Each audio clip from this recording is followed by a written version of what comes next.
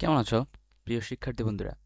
চলে আসলাম তোমাদের সামনে আরও একটি কবিতা নিয়ে। কবিতাটির নাম হচ্ছে সেই দিন এই মাঠ। কবিতাটির লেখক হচ্ছেন জীবনানন্দ দাশ। তো চলো শুরু করা যাক আজকের আমাদের কবিতা। তো কবিতা শুরু করার আগে তোমাদেরকে জানিয়ে রাখি যে আজকে আমরা কবি পরিচিতি নিয়ে আলোচনা করব।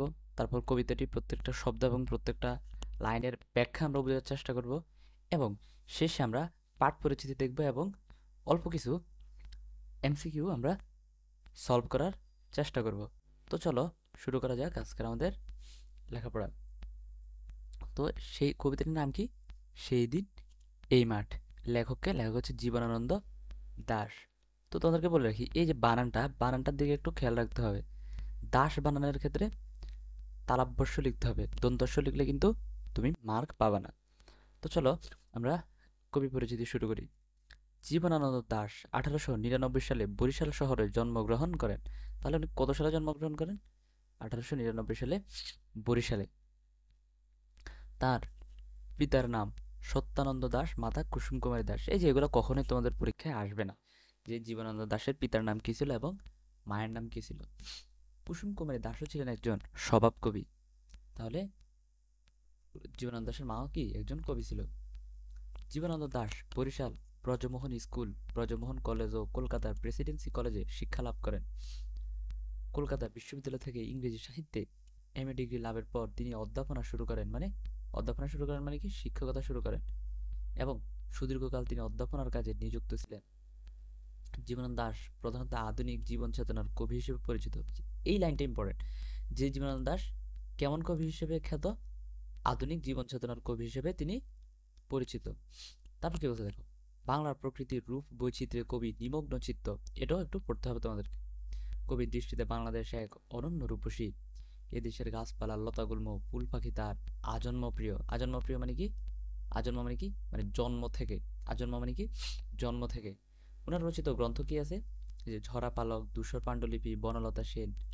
তারপরে কবিতার কথা আছে রূপসী বাংলা, তারপর হচ্ছে মাল্যবান। এই যে ওনার, তোমাদের পরীক্ষা যদি আসে যে জীবনানন্দ দাশের রচিত গ্রন্থ কোনটা, এটা থেকে আসার সম্ভাবনা আছে যে রূপসী বাংলা। তারপর কি বলছে দেখো, 1954 সালে 14 অক্টোবর জীবনানন্দ দাশ কলকাতায় এক ট্রাম দুর্ঘটনায় আহত হন এবং 22 অক্টোবর মৃত্যুবরণ করেন। এই যে উনার মৃত্যু সাল, এটা একটু তোমাদেরকে দেখতে হবে কত সালে? 1954 সালে। তো চলো আমরা আমাদের যে আজকে যে কবিতাটা, সেই কবিতাটা শুরু করি। কি বলছে দেখো, সেই দিন এই মাঠ স্তব্ধ হবে না গো জানি। আচ্ছা, এই যে সেই দিন বলে কবি কোন দিনের কথা বলছে? সেই দিন বলে কবি ওই দিনের কথা বলছে যেদিন কবি জীবনানন্দ দাশ পৃথিবীতে থাকবে না। তিনি যেদিন মারা যাবেন, তিনি ওই দিনের কথা বলছে, যে সেই দিন মানে যেদিন তিনি পৃথিবীতে থাকবেন না। এই মাঠ স্তব্ধ হবে না গো জানি। আচ্ছা, স্তব্ধ মানে কি? স্তব্ধ মানে হচ্ছে শুনশান, নীরবতা বা চুপচাপ, নিরিবিলি এরকম। তো কবি বলতেছেন কি যে সেই দিন, কোন দিন মানে যেদিন লেখক বা কবি পৃথিবীতে থাকবেন না, সেই দিন এই মাঠ স্তব্ধ হবে না, মাঠ চুপচাপ থাকবে না। তখনও মাঠ কি, মাঠ তার যে কোলাহল, সেই কোলাহলটা বজায় রাখবে বা সেই কোলাহলটা ধরে রাখবে। যেমন মাঠ বলতে আমরা কি বুঝি? মাঠ, মাঠ যখন আমরা চিন্তা করি তখন আমাদের মাথায় আসে কি যে সেখানে অনেক বাচ্চারা খেলাধুলা করে, আনন্দ করে, হই হুল্লোড় করে। তো কবি এটাই বলছে যে আমি যেদিন মারা যাব সেদিন মাঠ স্তব্ধ হবে না, মাঠ তার স্বাভাবিক নিয়ম অনুযায়ী বা স্বাভাবিক গতি অনুযায়ী মাঠও সেদিন কি কোলাহল বা হই হুল্লোড় মাঠের মধ্যে কি বজায় থাকবে। তো এই কবিতাটাতে আসলে কি বুঝাইছে? পুরো কবিতাতে এটাই বুঝাইছে যে কবি জীবনানন্দ দাশ পৃথিবীতে থাকুক আর না থাকুক, প্রকৃতি কি, প্রকৃতি একদম তার স্বাভাবিক গতিতে স্বাভাবিকভাবে চলতে থাকবে। যে যখন হেমন্তকালে যা হয় তা হবে, শরৎকালে যা হওয়ার তা হবে, শীতকালে কুয়াশা পড়বে, আবার বর্ষাকালে বৃষ্টি আসবে। তো প্রকৃতি কি একদম স্বাভাবিকভাবে তার স্বাভাবিক গতিতেই চলতে থাকবে, শুধু কবি জীবনানন্দ দাশ পৃথিবীতে থাকবে না। তারপর কি বলছে দেখো, এই নদী নক্ষত্রের তলে সেদিনও দেখিবে স্বপ্ন। কে স্বপ্ন দেখবে? নদী স্বপ্ন দেখবে। নক্ষত্রের তলা মানে কি, মানে নদীর যে অবস্থান, সে অবস্থানটা হচ্ছে কি নক্ষত্রের নিচে। তো নক্ষত্র কোথায় থাকে? আমরা জানি যে নক্ষত্র থাকে আকাশে। তার মানে নদীটা কোথায়? নদী তো আকাশের নিচেই থাকে।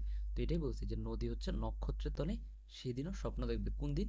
যেদিন কবি পৃথিবীতে থাকবে না। মানে নক্ষত্রের তলে বলতে বোঝাচ্ছে যে নদীটার অবস্থান বা নদীটা কোথায় অবস্থিত, নদী কোথায়, নক্ষত্রের তলে।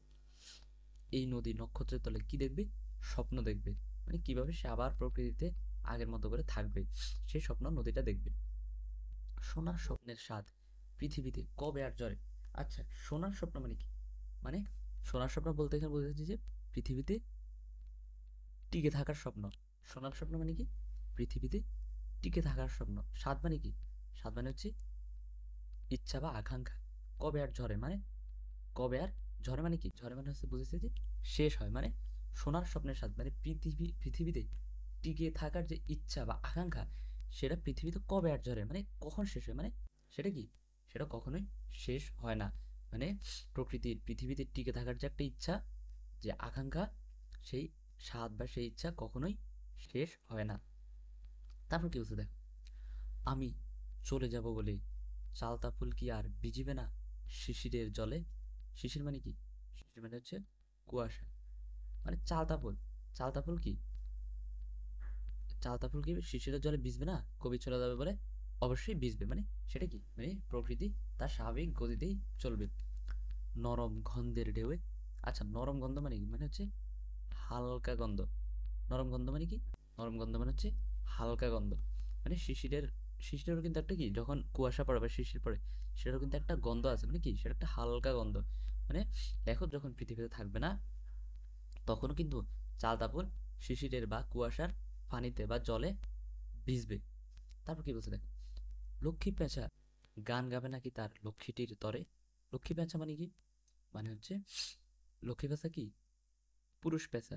লক্ষ্মী পেঁচা কি? পুরুষ পেঁচা। গান গাবে নাকি তার লক্ষ্মীটির তরে। লক্ষ্মী, এই যে লক্ষ্মীটি, এই লক্ষ্মী মানে হচ্ছে স্ত্রী পেঁচা, এটা হচ্ছে পুরুষ পেঁচা। আর এই লক্ষ্মী মানে কি? এই লক্ষ্মী মানে হচ্ছে স্ত্রী পেঁচা। আর তরে মানে কি? তরে মানে হচ্ছে জন্য। মানে কবি এখানে বোঝাচ্ছে যে আমি যখন পৃথিবীতে থাকবে না তখনও কি লক্ষ্মী পেঁচা কি তার পুরুষ লক্ষ্মী পেঁচা কি স্ত্রী লক্ষ্মী পেঁচার জন্য গান গাইবে না? উত্তর কি? অবশ্যই গান গাইবে। মানে লেখক যখন পৃথিবীতে থাকবে না তখনও পুরুষ লক্ষ্মী পেঁচা স্ত্রী লক্ষ্মী পেঁচার জন্য কি গান গাইবে। তারপর দেখো, সোনার স্বপ্নের স্বাদ পৃথিবীতে কবে আর জ্বরে। এই যে এই লাইনটার অর্থ আর এই লাইনটার অর্থ কি? সেম। চারদিকে শান্ত বাতি, ভিজে গন্ধ, মৃদু কলরব। এই যে চারদিকে শান্ত বাতি মানে কি? মানে হালকা বাতি, মানে হালকা আলো। ভিজে গন্ধ মানে ভেজা একটা গন্ধ। মৃদু কলরব, কলরব মানে কি? কলরব মানে হচ্ছে আওয়াজ। মৃদু মানে কি? মৃদু মানে হচ্ছে হালকা, মানে হালকা একটা আওয়াজ। খেয়া নৌকাগুলো এসে লেগেছে চরের খুব কাছে। খেয়া নৌকা মানে কি? খেয়া নৌকা মানে হচ্ছে ছোট ছোট নৌকা। কোথায় এসে লেগেছে? চরের একদম কাছে। আচ্ছা, চর মানে কি?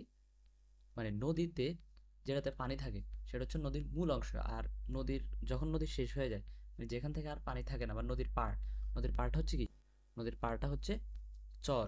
তো লেখক বলতেছে কি, যে লেখক যখন পৃথিবীতে থাকবে না তখনও কিন্তু খেয়া নৌকা বা ছোট ছোট নৌকাগুলা একদম চরের কাছে এসে বা নদীর পাড়ে এসে ভিড়বে।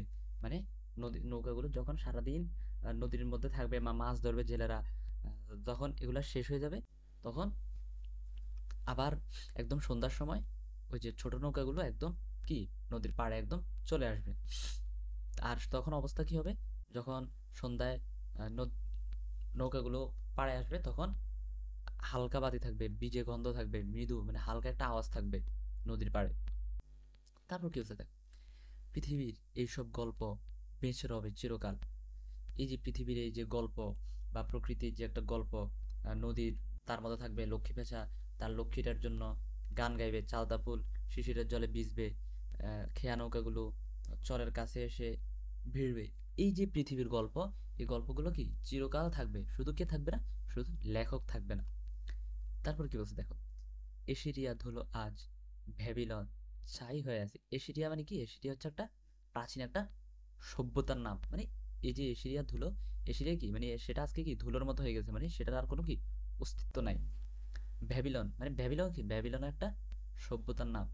সে ব্যাবিলনের অবস্থা কেমন? সে ব্যাবিলন এখন একদম কি ছাই হয়ে আছে। মানে কি?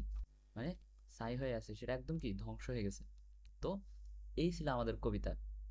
এখন আমরা একটু শব্দার্থ এবং টিকাগুলো একটু দেখার চেষ্টা করবো। দেখো, এই যে এখান থেকে কোনটা কোনটা ইম্পর্টেন্ট, এশিরীয় ধুলো আজ, এটা ইম্পর্টেন্ট। এশিরীয় ধুলো কি দেখো, মানুষের ঘোড়া পৃথিবীর অনেক সভ্যতা বিলীন হয়ে গেছি, এশিরীয় ব্যাবিলনীয় সভ্যতা এখন ধ্বংসস্তূপ ছাড়া কিছুই নয়। মানে কি এশিরীয় এবং ব্যাবিলনীয় সভ্যতা কি একদম কি ধ্বংস হয়ে গেছে, মানে দুইটাই, শুধু এশিরীয় সভ্যতা ধ্বংস হয় নাই, ব্যাবিলনীয় সভ্যতা এশিরীয় সভ্যতা দুইটাই ধ্বংস হয়ে গেছে। আর এই দুটো কি ছিল, মানুষের গড়া সভ্যতা। এশিরীয় সভ্যতার ব্যাবিলনীয় সভ্যতার মধ্যে মিল কিসে, মানুষের গড়া সভ্যতা। তো এই ছিল আমাদের শব্দার্থ টিকা। এখন আমরা পাঠ পরিচিতি একটু পড়ার চেষ্টা করব।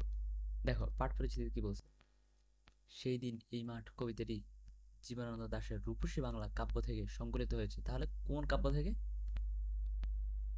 রূপসী বাংলা কাব্য থেকে। এটা খুব ইম্পর্টেন্ট তোমাদের জন্য, যে কোন কাব্য থেকে সেদিন এই মাঠ কবিতাটা নেওয়া হয়েছে, রূপসী বাংলা কাব্য থেকে।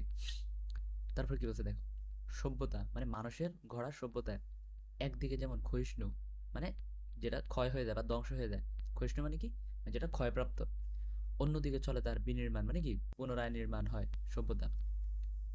মরণশীল ব্যক্তি মানুষ মৃত্যুর কোলে ঢলে পড়ে, কিন্তু প্রকৃতিতে থাকে চিরকালের ব্যস্ততা।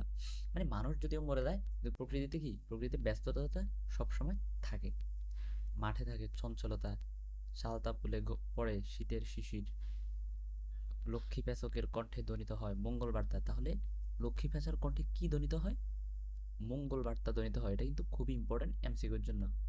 খেয়া নৌকা চলে নদী নালাতে, অর্থাৎ কোথাও থাকে না সেই মৃত্যুর রেশ। মানে লেখক বা আমরা যদি মারাও যাই, কোথাও কিন্তু পৃথিবী বা প্রকৃতি থেমে থাকবে না, সে তার আপন গতিতে চলতে থাকবে। ফলে মৃত্যুতে সব শেষ নয়, পৃথিবীর বহমানতা বা পৃথিবীর টিকে থাকা মানুষের সাধারণ মৃত্যু রহিত করতে পারে না।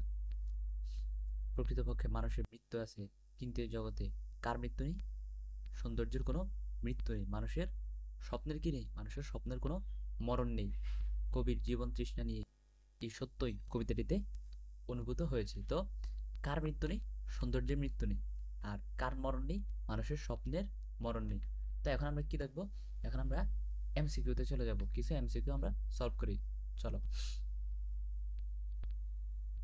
আমাদের প্রথম এমসিকিউ কি বলছে দেখো, সেই দিন এই মাঠ কবিতায় বর্ণিত ফুলের নাম কি। সেদিন এই মাঠ কবিতায় বর্ণিত ফুলের নাম কি, অবশ্যই চালতা ফুল। আমি চলে যাব, কবি কোথায় চলে যাওয়ার কথা বলেছেন, গ্রামে, শহরে, বিদেশে, না কোথায়, অবশ্যই পরপারে চলে যাওয়ার কথা বলছি। তারপর দেখো, যখন পড়বে না মোর পায়ের চিহ্ন এই ভাটে, তখন আমায় নাই বা তুমি ডাকলে, তারার পানে চেয়ে চেয়ে নাই বা মনে রাখলে। আচ্ছা, এখানে কি বলছে দেখো, উদ্দীপকে সেই দিন এই মাঠ কবিতার কোন দিকটি প্রকাশ পেয়েছে। তো চলো আমরা দেখে আসি যে কোন দিকটা প্রকাশ পেয়েছে। এই যে দেখো, সেই দিন এই মাঠ কবে আর জ্বরে, মানে এখানে বলছে কি দেখো, তিনি যখন থাকবেন না তখনও প্রকৃতি তার অপূরন্ত ঐশ্বর্য নিয়ে মানুষের স্বপ্ন স্বাদ ও কল্পনাকে তৃপ্ত করে যাবে। তাহলে উত্তর কি, উত্তর হবে যে ঐশ্বর্য। উত্তর কি, উত্তর হবে ঐশ্বর্য। এই যে এখানে বলছে কি, যে এই কবি, এই যে এই কবিতার কবি হচ্ছে কি, তিনিও বলছে যে তিনিও পৃথিবীতে থাকবেন না। আবার আমাদের জীবনানন্দ দাশ তিনিও বলছে যে তিনিও পৃথিবীতে থাকবেন না। তাহলে কোন দিকটা প্রকাশ পেয়েছে, ঐশ্বর্য। তারপর এমসিকিউতে আমরা যাই। এই যে পরের এমসিকিউ কি বলছে, সেই দিন এই মাঠ কবিতার কবি কি, কবি হচ্ছে জীবনানন্দ দাশ। তো এইখানে আমি তোমাদের যে অ্যান্সারগুলো আছে অ্যান্সারগুলো ডেকে রাখছি, যাতে তোমরা ভেবে চিন্তে বলতে পারো। তারপর কিছু দেখো, জীবনানন্দ দাশের জন্ম কত সালে, 1899 সালে। কাজী নজরুল ইসলামের জন্ম কিন্তু 1899 সালে। জীবনানন্দ দাশের জন্মস্থান কোনটি, বরিশাল। জীবনানন্দ দাশের বাবার নাম কি, সত্যানন্দ দাশ। মায়ের নাম কি, কুসুম কুমারী দাস। এগুলো সবগুলো আমাদের কবি পরিচিতিতে আছে। জীবনানন্দ দাশের মা কি ছিলেন, স্বভাব কবি। এই যে এখানে যত এমসিকিউ আছে সবগুলা তোমরা কবি পরিচিতিতে পাবা। তো আমরা পরের এমসিকিউতে চলে যাই। এই যে দেখো এখানে কি বলছে, সেই দিন এই মাঠ কবিতায় লক্ষ্মীটির তরে লক্ষ্মী পেঁচার কি করার কথা উল্লেখ আছে, নাচার কথা, খাবার সংগ্রহের কথা, জীবন দেওয়ার কথা, না গান গাওয়ার কথা। চলো আমরা কবিতা থেকেই দেখি যে কিসের কথা বলা হয়েছে। দেখো এখানে বলছে যে লক্ষ্মী পেঁচা গান গাবে নাকি তার লক্ষ্মীর তরে। তাহলে কিসের কথা বলা হয়েছে, গান গাওয়ার কথা বলা হয়েছে। কিসের কথা বলা হয়েছে, গান গাওয়ার কথা। তাহলে অ্যান্সার কি, অ্যান্সার হবে খ নাম্বার, গান গাওয়ার কথা। লক্ষ্মী পেঁচা গান গাবে নাকি তার লক্ষ্মীটির তরে, এই পংক্তিতে এই লাইনটিতে, পংক্তি মানে কি, পংক্তি মানে হচ্ছে লাইন, কিসের প্রকাশ ঘটছে? লক্ষ্মী পেঁচা গান গাবে নাকি তার লক্ষ্মীটির তরে, প্রকৃতির সৌন্দর্যের বহমানতা, মানে প্রকৃতি তার বহমান মানে কি, মানে সে তার মতোই চলতে থাকবে, কবির মৃত্যুতে বা কারো মৃত্যুতে সে কি থেমে থাকবে না। তা আমাদের পুরো কবিতার জড়িত এটাই বলা হয়েছে যে প্রকৃতি কি তার মতোই চলতে থাকবে, তাহলে কি অ্যান্সার কি, প্রকৃতির সৌন্দর্যের বহমানতা বা বয়ে চলা। সেই দিনে মাঠ কবিতায় পৃথিবীতে কি চিরকাল বেঁচে থাকার কথা বলা হয়েছে? কি পৃথিবীর এই সব গল্প বেঁচে রবে চিরকাল, তাহলে কিসের কথা বলা হয়েছে? গল্প। এই যে দেখো, এইখানে কি বলছে, পৃথিবীর এই সব গল্প বেঁচে রবে চিরকাল, তাহলে কিসের কথা বলা হয়েছে? কি বেঁচে থাকার কথা বলা হয়েছে? গল্প বেঁচে থাকার কথা বলা হয়েছে। তো চলো আমরা পরের এমসিকিউতে যাই। আমাদের পরের এমসিকিউ হচ্ছে, সেই দিন এই মাঠ কবিতে এইসব গল্প বলতে কি বোঝানো হয়েছে? তাহলে কোন গল্পের কথা বলা হয়েছে? এই যে প্রকৃতি, রূপরস, গন্ধ, প্রকৃতির কথাই তো বলা হয়েছে। তারপর দেখো, সেই দিন এই মাঠ কবিতায় কিসের প্রতি কবির অনুরাগ লক্ষ্য করা যায়? এটা কিভাবে লক্ষ্য করা যায়? কিসের প্রতি? অবশ্যই প্রকৃতির প্রতি, কারণ পুরো কবিতাই তো প্রকৃতির কথাই বলা হয়েছে। দেখো অপশনগুলো দেখলেই তোমরা বুঝতে পারবে যে মাতৃভাষার প্রতি, পুরো কবিতায় কি মাতৃভাষার কোনো কথা আসছে? আসে নাই। স্বদেশের প্রতি, উত্তর কি হবে? প্রকৃতির প্রতি। লক্ষ্মী পেঁচার কণ্ঠে কি ধ্বনিত হয়? তাহলে অ্যান্সার কি? অ্যান্সার হবে মঙ্গল বার্তা। চলো আমরা দেখে সেটা কোথায় আছে। এই যে দেখো, আমাদের পাঠ পরিস্থিতি এখানে কি বলছে? লক্ষ্মী পেঁচকের কণ্ঠে ধ্বনিত হয় মঙ্গল বার্তা। তাহলে এই এমসিকিউটা কোথা থেকে নেওয়া হয়েছে? এই যে পাঠ পরিচিতি থেকে। তাহলে তোমাদেরকে অবশ্যই পাঠ পরিচিতি অনেক ভালো করে পড়তে হবে। তো চলো আমরা আমাদের পরের এমসিকিউতে যাই। দেখো পরের এমসিকিউ কি বলছে, যে কোনটির মৃত্যু আছে? তাহলে অ্যান্সার কি হবে? অ্যান্সার হবে মানুষের স্বপ্নের। চলো আমরা দেখি এটা কোথায় আছে। এটা হবে আসলে, সরি, এটা হবে মানুষের দেহে মৃত্যু আছে, মানুষের স্বপ্নের মৃত্যু নেই। তাহলে দেখি আমরা কোথায় আছে এটা। এই যে দেখো, প্রকৃতপক্ষে মানুষের মৃত্যু আছে, তাহলে আমি কি, মানুষের দেহের মৃত্যু আছে, সৌন্দর্যের কি নেই? সৌন্দর্যের মৃত্যু নেই। তারপরে কিসের মৃত্যু নেই? স্বপ্নেরও মরণ নেই। তো চলো আমরা আমাদের পরের এমসিকিউতে যাই। এই দেখো, সেই দিন এই মাঠ কবিতায় বর্ণিত চারদিকের অনুভূতি গন্ধটি কেমন? অবশ্যই ভেজা। এটা কবিতার ডিরেক্ট লাইন। চালতা ফুল কি আর ভিজিবে না শিশিরের জলে, এখানে কবির প্রশ্ন কি সম্পর্কিত? কি সম্পর্কিত? জগতের বহমানতা। অবশ্যই জগতের বহমানতা।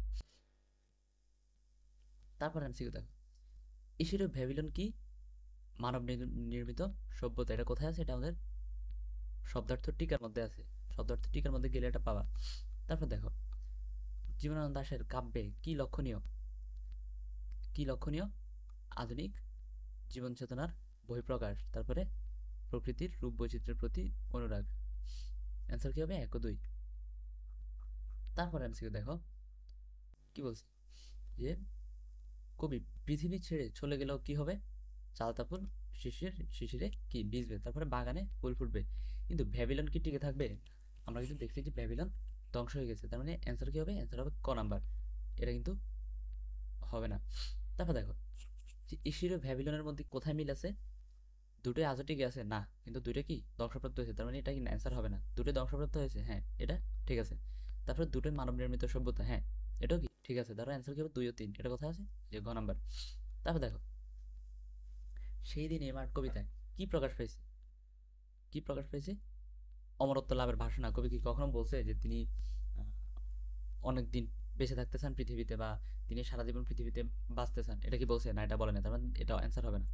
সৌন্দর্য চেতনা কি প্রকাশ পাইছে? তারপরে প্রকৃতির শাশ্বত রূপের উপস্থাপন, তাহলে অ্যান্সার কি হবে? অ্যান্সার হবে খ নাম্বার, 1 ও 3। তারপর দেখো, মানব হৃদয়ের সব স্বাদ কল্পনা কি? এটার অ্যান্সার কি হবে? চিরবহমান। তারপরে প্রকৃতির ঐশ্বর্য কি হয়? তৃপ্ত হয়। তারপর অ্যান্সার দেখো, চাল তাপুল কি আর ভিজিবে না শিশিরের জলে, এই যে পংক্তি মানে কি লাইন, এই লাইনে কি প্রকাশ পেয়েছে? তো চলো আমরা দেখি কি প্রকাশ পেয়েছে। এই দেখো, চাল তাপুল কি আর ভিজিবে না শিশিরের জলে, মানে বুঝেছে যে মানে চাল তাপুল সেটা প্রকৃতির সেটা তার স্বাভাবিক নিয়মে চলবে, এবং আরেকটা বিষয় তুলে ধরা হয়েছে যে প্রকৃতির সৌন্দর্যতা। তো চলো আমরা আমাদের পরের এমসিকিউতে যাই। তাহলে এটার অ্যান্সার কি হবে? যে প্রকৃতির শাশ্বত রূপ আর প্রকৃতি মুক্ত। তাহলে অ্যান্সার কি হবে? ক নাম্বার 1 ও 2। এরপর দেখো, সেই দিন এই মাঠ কবিতায় প্রকৃতির ঐশ্বর্যের মাহাত্ম্যকে কবি কি হিসেবে উল্লেখ করছেন? তাহলে কি হিসেবে উল্লেখ করছেন? এই যে দেখো, দার্শনিক দৃষ্টিকোণ থেকে গভীর তৃপ্তি নিয়ে না অত্যন্ত মমত্বের সাথে, কোন কি হবে? অ্যান্সার হবে সবগুলা। তো আজকের আমাদের এমসিকিউ সলভ এখানেই শেষ। আমরা পরবর্তী ক্লাসে আরও এমসিকিউ দেখবো এবং তার সাথে কি মানে সৃজনশীল প্রশ্ন সলভ করার চেষ্টা করব। তো আশা করছি আজকের ক্লাসটা তোমাদের অনেক বেশি ভালো লাগছে। আমাদের সাথে থাকার জন্য ধন্যবাদ। আল্লাহ হাফেজ সবাইকে।